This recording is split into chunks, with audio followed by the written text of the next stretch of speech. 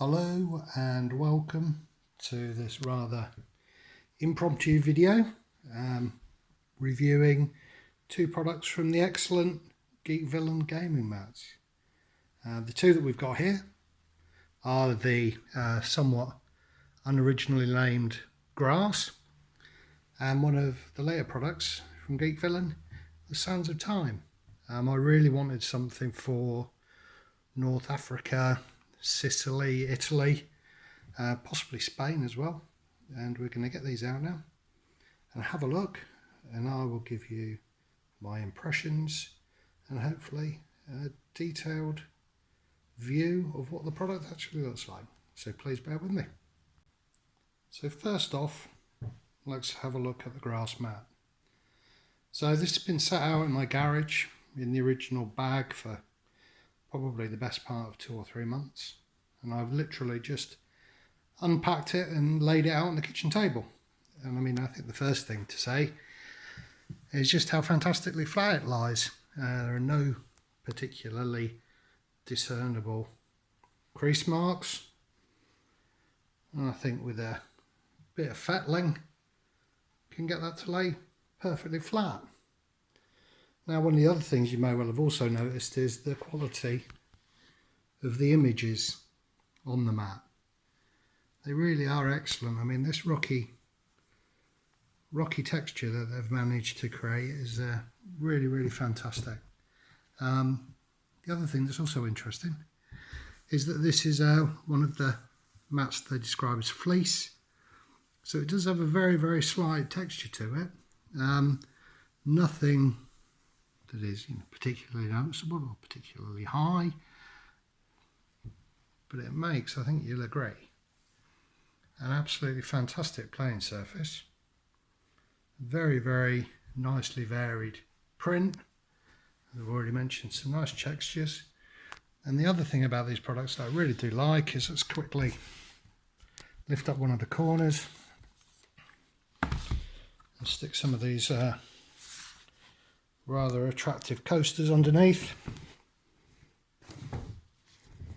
Let the mat drop down.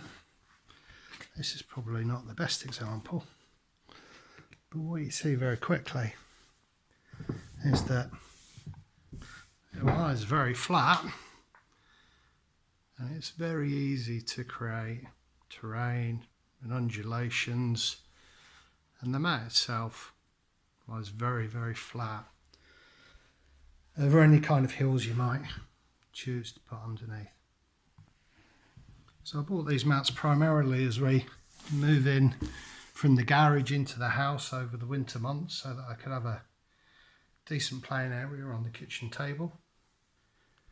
This is a 6x4 feet mat, although it is slightly larger than that, so you will get a decent overhang over the sides of your table. And as I mentioned, it very easily accommodates any hills or additional objects you might want to place under your mat to create those terrain features. Well, let's have a look at the second mat. So this is the second of the two mats, Sands of Time. This arrived about 10 days ago, and this is the first time I've actually had the mat out and on the table. So again, first impressions are that it just lays incredibly smoothly. I mean, I think you would have no problem at all just storing these mats for a very long time. I like the variety of textures on this mat as well.